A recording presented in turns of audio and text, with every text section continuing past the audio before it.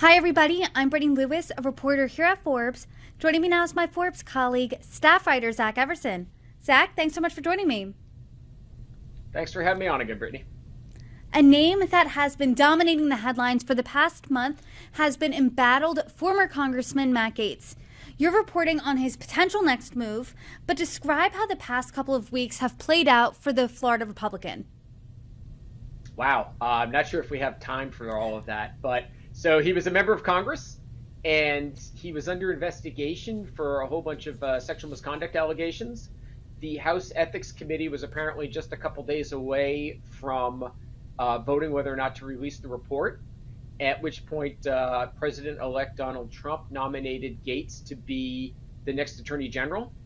So Gaetz resigned from Congress and was going through the process of that, but it just got to be too much. The backlash against the allegations there that Gaetz ended up withdrawing, so leaving himself with not much to do. Although we just learned earlier today that he is going to host a show on One American News Network. So it's been a busy few weeks from the congressman. So now you are reporting earlier this month, Florida Firebrand PAC registered with the Federal Election Commission. What do we know about this PAC? We don't know that much, but what we do know points to a connection to Matt Gaetz or somebody trying to impersonate Matt Gaetz. Not sure why anybody might want to do that.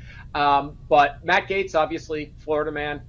Firebrand is in the name of his memoir. It's in the name of his podcast. And the treasurer and custodian of records for the PAC is the same outfit that does this for his campaign as well. So you've got a lot. What we can see there is a lot of overlap. They even both have their bank accounts at the same branch of Wells Fargo in Bethesda, Maryland. So aside from registering with the FEC earlier this month, is there any public presence to this PAC? No. You're just seeing some other references to people who pointed out the fact that a PAC with this name is registered, looked online for websites, looked for social media accounts, haven't seen anything there. So right now, it doesn't seem like we're going to find out anything until I think it's January, when the PAC would have to make its next report, which might have some more information. If it shows any disbursements or contributions, we might get a little bit more idea right there. I did reach out to Gaetz. I did reach out to the treasurer of the campaign, and neither one of them returned my request for comment. It's really interesting because if you Google Florida Firebrand, as you said, he pops up. I'm sure in my reporting of Matt Gaetz, I have called him a Florida Firebrand. So why would he not immediately announce a connection to this PAC if there is one? That's a good question. Not quite sure. It might be something he just wants to have in case he needs it, or he might be waiting to make a big splash, have some big opening day announcement, launch a website, and see if he can get what they call like a money bomb, where he gets a ton of money donated at once. Not really sure there, but there's very little downside and cost in just opening a PAC for the heck of it. So it may not be a bad option for him to have. At the beginning of November, Gaetz won re-election, but after Trump initially tapped him to be his attorney general, he resigned from Congress, said he wasn't going to join the next one.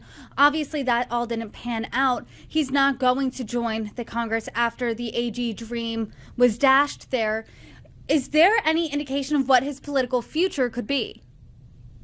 Well, a Florida state legislator posted on Twitter that Gaetz should run for governor, and Gaetz responded with a picture of the Florida flag, which is, certainly not confirmation of that. But it's been questioned if that's what he's going to do, and he could use the money donated to this federal PAC to benefit any potential campaign indirectly. He could use it to make campaign donations to other Florida politicians. He could pay for travel and some other expenses until he launched an official campaign for Florida governor. Well, and has his team responded at all yet to your reporting? No. I mean, I also don't know how much of a team he has left at this point. But I did reach out to an email address that I'd been in touch with previously and believed to be his personal address, and reached out a couple times and did not get a response. But I am continuing to monitor this. There's a really cool feature in case anyone wants to do it called FEC Notify, and you can sign up to get alerts for whenever a political committee files a new report. So you can go ahead and go to the FEC website, type in Florida Firebrand, and you too can find out as soon as I do on the next filing this PAC has.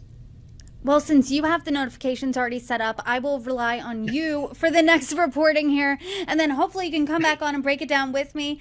Per usual, Zach Everson, thanks for joining me. My pleasure.